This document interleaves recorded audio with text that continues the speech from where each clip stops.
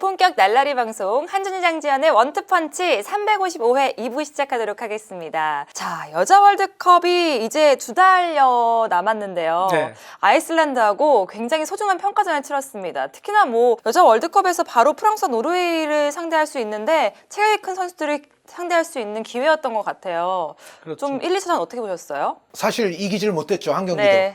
그래서 약간 또 경기장에 팬들도 사실 많이 와주셨는데 조금은 그런 면에서는 좀 아쉬움을 분명히 남겼죠. 그런데 일단 뭐 평가전의 기본 목적은 우리의 문제점이 무엇인지를 또 파악을 하고 그거를 앞으로 보완해 나가는 과정을 위해서 평가전이 필요한 거 아니겠습니까? 이제 그런 차원에서는 우리가 문제가 뭐고 어떤 방향성을 가지고 또 선수를 더 보강해서 선발을 해야 된다 이런 부분들을 볼 수 있었기 때문에 그러한 목적 달성이라면 뭐 충분히 정말 값어치가 있고 또 우리 여자 선수들 원하는 것처럼 더 많은 좀 평가전을 앞으로 좀 했으면 좋겠다는 생각이 들었고요. 분명히 이 아이슬란드 평가전 이전에 사실 평가전이요. 4년 전에 러시아랑 2번 하고 호주랑 1번 외에는 최근 몇 년 사이에 그러니까 우리가 평가전을 한 5번밖에 못했어요. 그렇죠. 이제 남자 국가대표 평가전에 비하면 정말로 적은 수치라고 볼 수가 있겠고 그 예전에 그 호주, 러시아 하기 전에 2015년 그 이전에는 정말 평가전을 언제 했는지를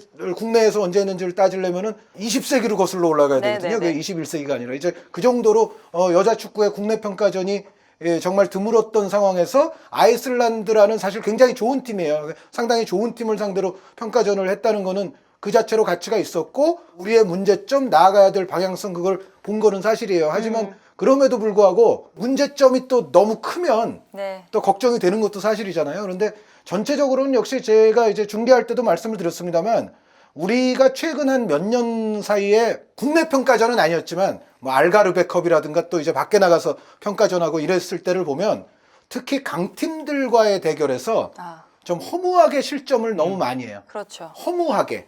주지 않아도 될 그렇죠. 시점을 많이 실책 때문에. 그래서 뭐 얼마 전 호주 친선 대회에서 이제 호주에게도 또 대량 실점을 했었고 네. 그 이전 몇 년 역사에서도 보면 뭐 미국이라든가 캐나다라든가 뭐 이런 팀들을 만났을 때 또 우리가 실점이 많거든요. 그런데 문제는 우리가 이번에 상대해야 될 프랑스는 그 정도 급의 팀이고, 그리고 노르웨이도 지금 이제 발롱도르 수상자가 있습니다. 노르웨이의 현재 세계에서 여자 축구 선수들을 통틀어서 가장 높은 연봉을 받는 그 아다 헤게베리라는 선수가 네네.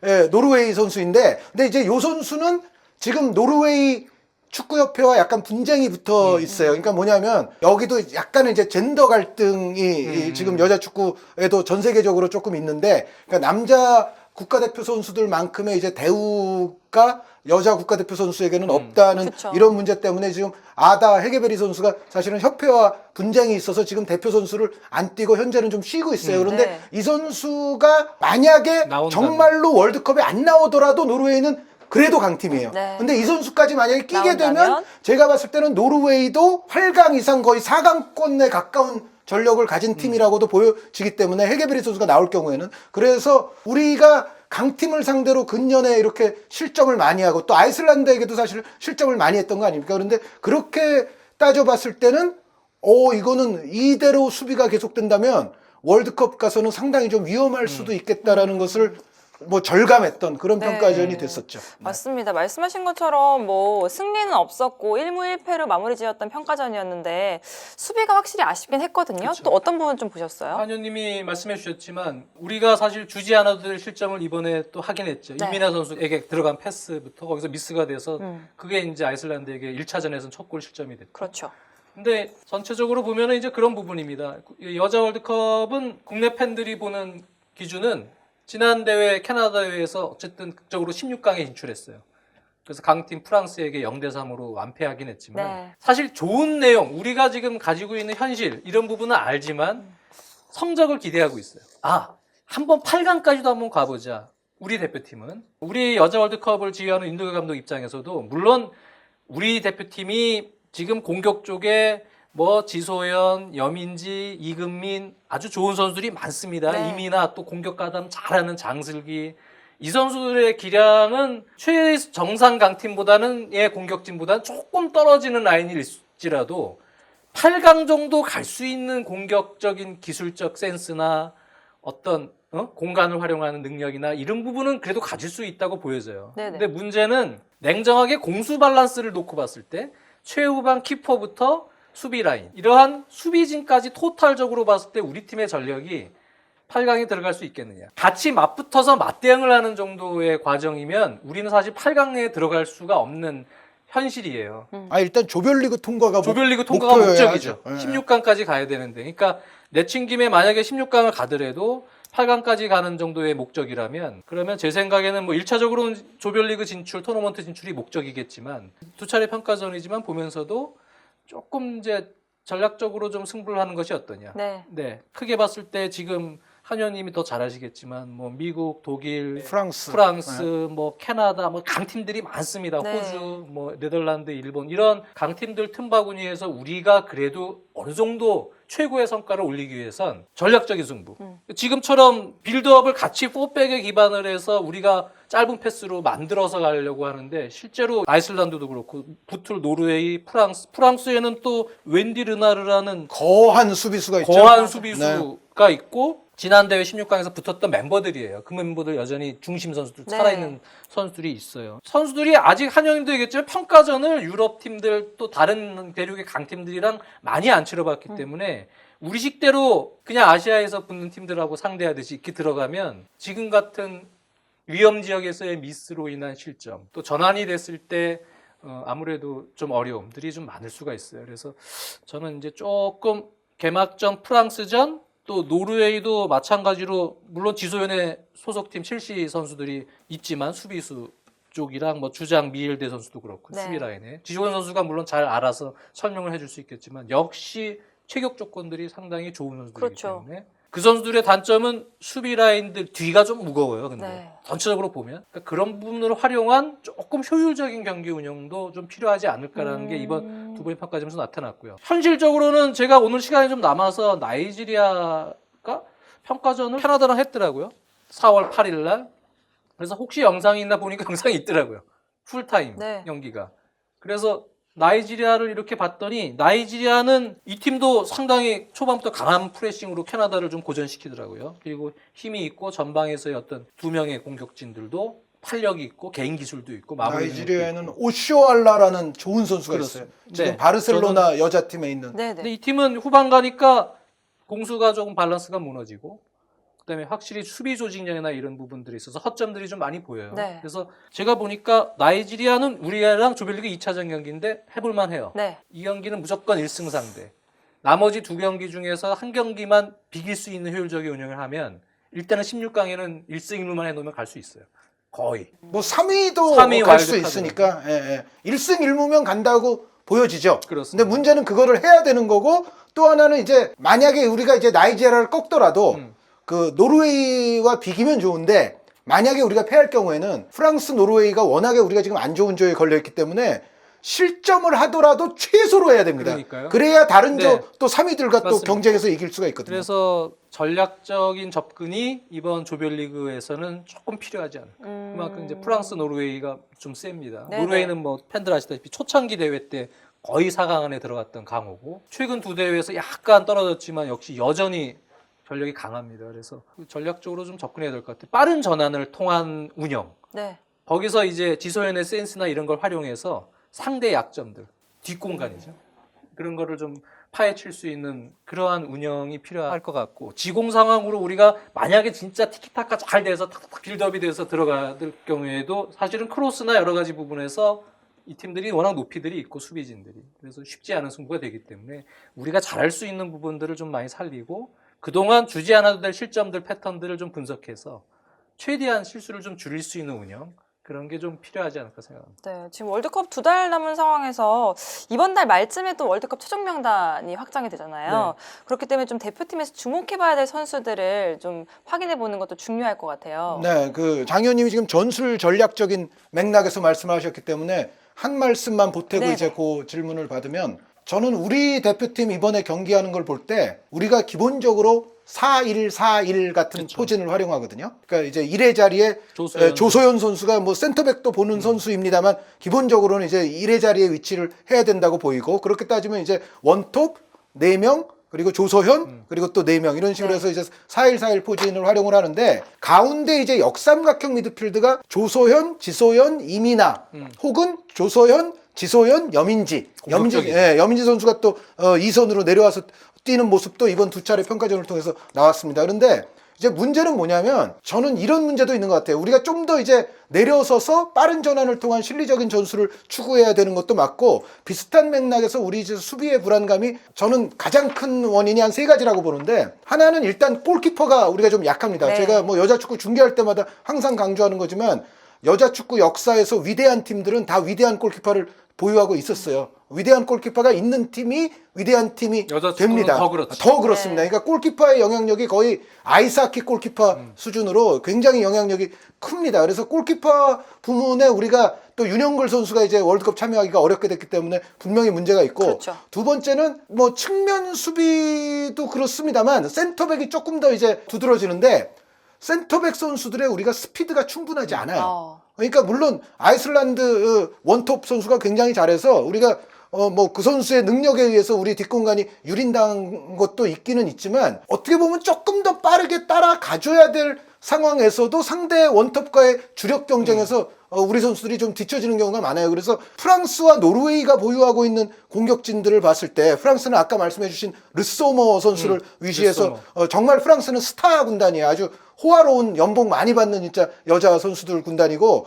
노르웨이 같은 경우에도 만약에 헤게베리 선수가 계속 노르웨이 협회와 이게 안 좋아서 안 나온다 손치더라도 거기는 이사벨 할로브센이라는 또 네. 아주 베테랑 공격수가 있어요. 할로브센 선수 정도의 그 원톱 능력으로도 제가 봤을 때는 우리 수비수가 지금 정도 주력이라면 따라가기 어려워요. 뒷공간 패스가 넘어왔을 때. 그래서 중앙 수비의 주력도 제가 봤을 때는 좀 불안 요소고 마지막으로 말씀드리고 싶은 것은 아까 이제 조소현, 이민아, 지소연 혹은 조소연, 여민지, 지소연 뭐 이렇게 뛴다고 말씀을 드렸는데 여기서 우리가 냉정하게 봤을 때 수비를 좀 주력으로 할 수 있는 미드필더 숫자가 좀 부족하지 않나라는 생각이 들어요. 우리가 아이슬란드와의 두 차례 평가전에서 아이슬란드의 미드필더들이 매우 편안한 공간과 편안한 상황에서 스루 패스라든가 로빙 패스를 찌르니까 그거를 이제 원톱이 이제 다다다다 해서 해결을 하는 모습이 계속 연발을 했거든요.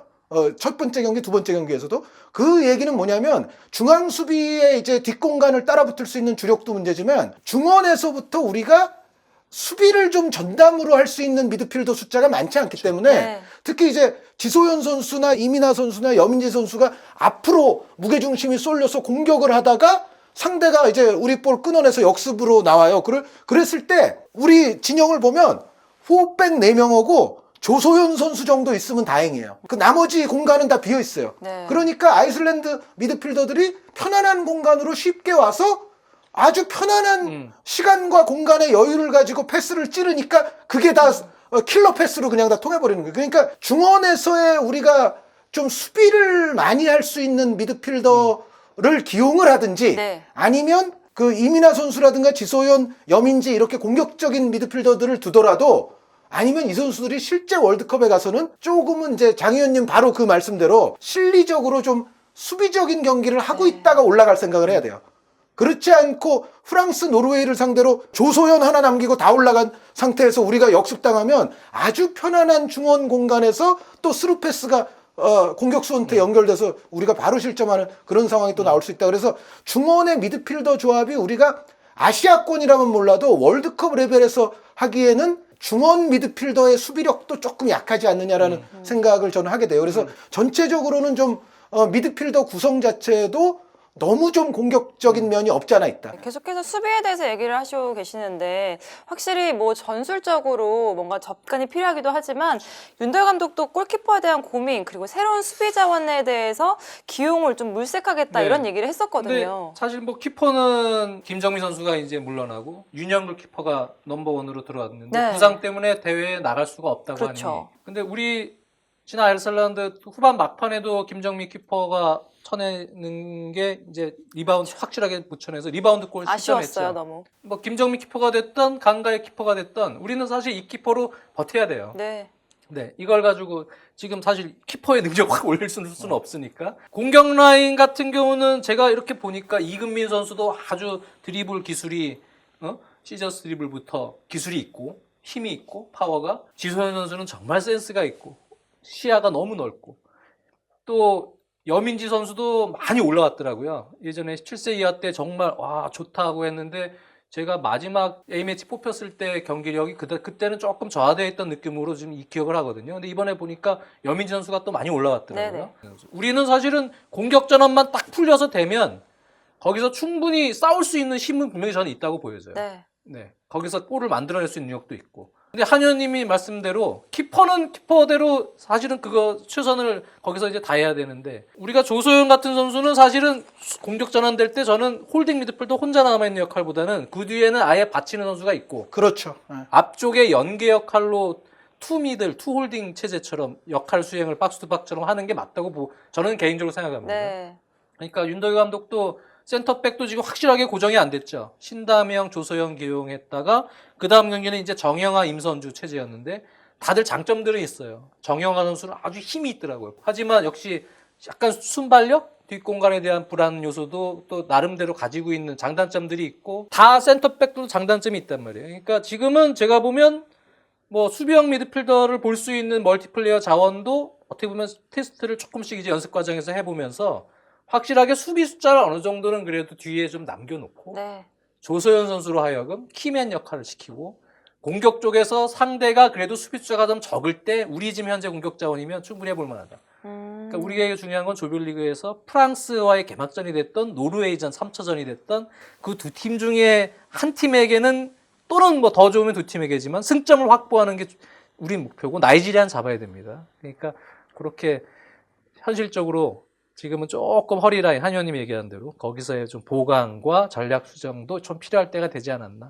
생각을 해보는 겁니다. 우리가 이제 WK 리그가 4월 15일에 개막을 합니다. 저희 이제 방송 나갈 때 이제 개막을 할 텐데, 윤덕여 감독이 엔트리를 뽑기 전에 WK 리그가 이제 4월 월목 경기로 가거든요. 그래서 4월 15일부터 시작을 해서 5월 13일 경기까지 제가 일정표를 보니까 7경기 정도를 윤덕여 감독이 WK 리그를 볼 기회가 있어요. 그래서 제가 이 말씀을 왜 드리냐면은, 이번에 물론 평가전 뽑혔던 선수들이 이 얘기 들으면은 기분 나빠하실지는 모르지만, 전체적인 거는 아니지만 약간 한두 명 정도의 어떤 관찰에 의한 약간의 보강 수단도 저는 필요해 보이고, 아마도 제 생각에는 윤덕여 감독도 그 비슷한 생각을 이번 평가전 이후에 하고 있다고 저는 생각을 하거든요. 수비 자원 몰색하겠다고 얘기했으니까. 그러니까 수비 내지는 저와 장 의원님 다 말씀을 드렸습니다만 수비형 미드필드 쪽에서도, 그러니까 조소연 선수의 공격력을 조금 더 살리기 위해서라도 사실은 수비를 좀 전담해주는 선수가 있어야 되고, 이게 유사시 때는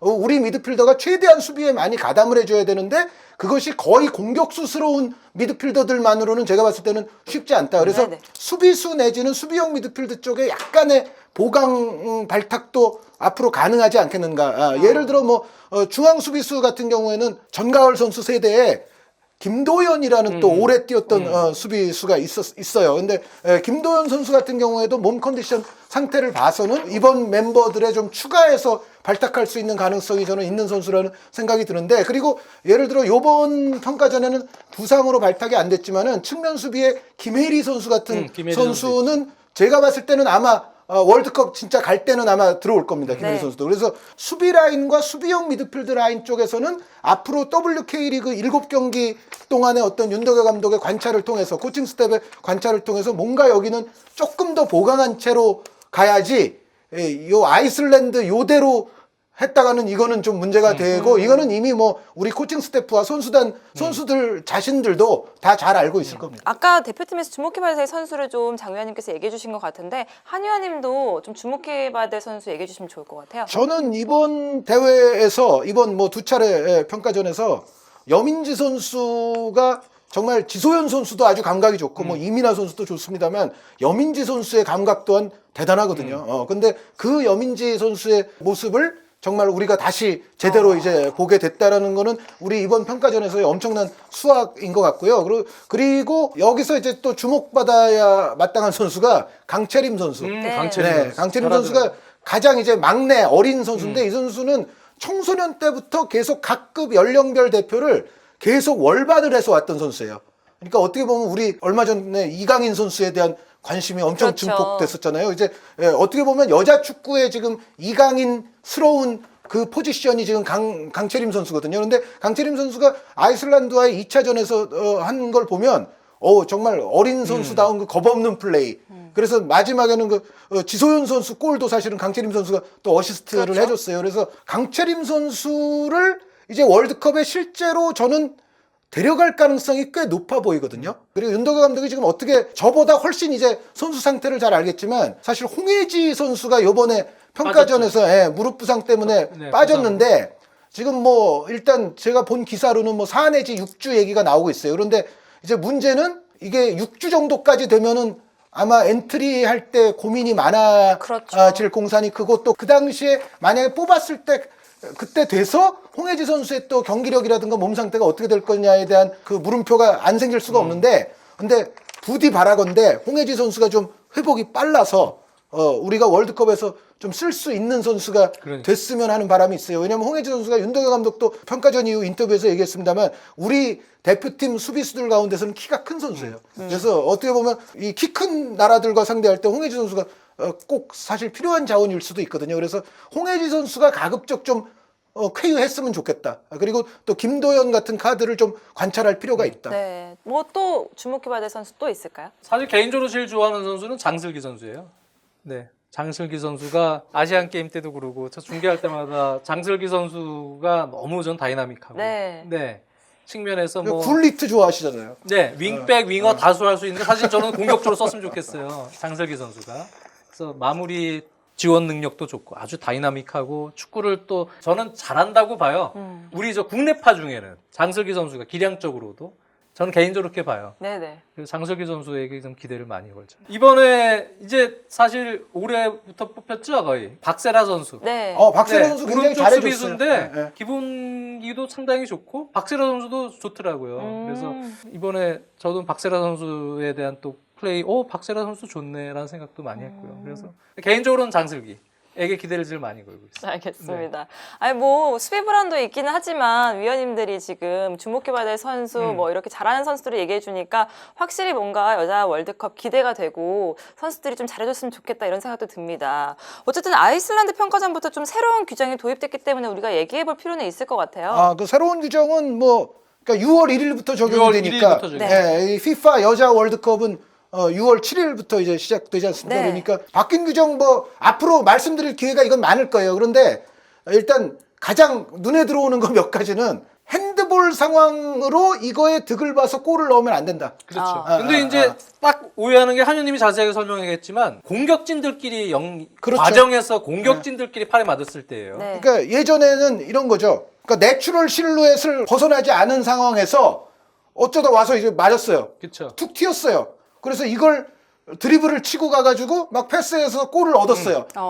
이제 바뀌는 규정부터는 이런 거는 노골입니다. 수비는 여전히 지금 해왔던 대로의 그 규칙과 심판의 그 판단이 결국은 마찬가지로 적용이 되고요. 그러니까 공격의 경우에는 아무리 뭐 팔을 붙이고 의도가 없고 뭐 그렇다 하더라도 이 핸드볼로 인해서 이것이 득점이 되면? 골이 될 경우에는 이거는 결과가 너무 치명적이다. 그러니까 이거는 의도 뭐 이런 거를 따지기에 앞서서 결과가 너무 치명적이기 때문에 공격 측의 핸드볼에 의한 골은 이제는 무조건 그거는 그렇죠. 안 되는 거고요. 그리고 그 재밌는 거는 프리킥 세울 때 이제 막 벽 사이에 막 끼어 들어가서 방해하고 이제 이러지 네. 못하게 됐어요. 프리킥 할 때 1m 떨어져. 1m 떨어져야 돼요. 벽으로부터. 그래서 이제부터는 프리킥이 났을 때 여태까지 세웠던 그 세트 플레이 전략과는 또 좀 이제 다른 달라져야 전략을 구사해야 될 것 같고 요거에 대해서는 뭐 장 의원님도 한 말씀 해주시죠. 일단 목적 자체는 이제 선수들 자리 싸움하고 그러니까 그렇죠. 또 비집고 들어가서 거기서 막 딱 비켜주면 또 골로 탁 차려고 그러고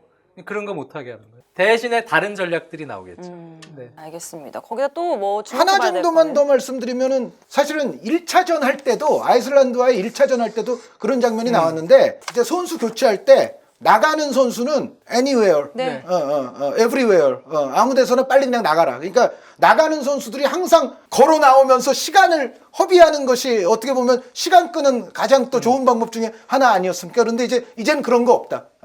나갈 때 그냥 빨리 아무 데서나 그냥 터치라인 쪽으로 나가라는 그것도 여태까지 해왔던 축구 관행과 전략을 조금은 이제는 또 수정할 필요가 가 있는 그런 네. 부분의 변화라고 볼 수가 그렇죠. 있겠습니다. 큰 틀에서 보면은 피파가 계속 페어한 플레이. 네. 예를 들어서 예전엔 심판마저도 야 이거는 심판은 잔디나 공격적으로 마찬가지야, 유리한 뭐 상황인 이렇게. 거는 이거는 할 수 없어. 근데 그것도 페어하게 바꿨죠. 네. 심판 맞고 유리한 전개 방향으로 가거나 그러면 이제 바로 경기를 스톱시킬 수 있게. 드롭볼이 네, 드롭볼로. 되는 거죠. 네. 그리고 또 하나는 경기의 흐름을 방해하지 않고 쭉 끌고 갈 수 있게. 네, 지속성. 네. 그러니까 어떻게 보면 그게 피파가 계속 개선하려고 하는 노력 같아요. 조금 더 페어하게, 조금 더 지속적으로 경기 리듬을 방해하지 않는. 네. 근데 어차피 저희가 6월 이제 새 시즌 시작하기 전에 6월 1일부터 월드컵 앞두고도 이 얘기 계속 나올 그렇죠. 거예요. 그리고 그러니까 그때 이거는 좀 뭐 자세하게. FIFA 여자 월드컵뿐만 아니라 이제 다음 시즌부터는 모든 리그에서 어차피 그렇죠. 예, 계속해서 글로벌하게 적용이 다뤄야 될 될 문제. 거고 K리그도 어차피 마찬가지거든요. 그래서 이 문제는 아마 K리그에서도 아마 심판 강연 같은 그런 기회가 또 많이 있을 텐데 아마 앞으로 쭉 주구장창 설명이 될 문제입니다. 네, 알겠습니다. 이렇게 6월 월드컵부터 시행이 되는 새로운 규정에 대해서 잠시 알아봤는데요. 어쨌든 이제 2달 남짓 남았습니다. 2달도 안 남았죠? 거의? 네, 거의 2달도 안 남은 상황에서 여자 월드컵 대표팀들 잘 구성이 돼서 좋은 모습 보여줬으면 좋겠다는 생각이 듭니다. 이제 마무리 지을 시간이 벌써 돌아왔네요. 네. 여러분들 항상 말씀드리는 거 아시죠? QR코드 스캔하셔서요. 친구 찾기 등록을 하시면 저희 비하인드 스토리 또 보실 수 있으니까요. 많이 많이 등록해 주시길 바라겠습니다. 저희 5만 명 넘으면 뭐 있는지 아시죠? 바로 생방송으로 진행하는 기회도 있으니까 빨리빨리 좀 숫자 좀 올려주셨으면 좋겠습니다. 이제 마무리 짓도록 할게요. 정순주가 10회 연속 올킬하는 그날까지 한준희, 장지연의 원투펀치는 계속됩니다. 저희 다음 356회로 찾아뵙겠습니다. 안녕히 계세요.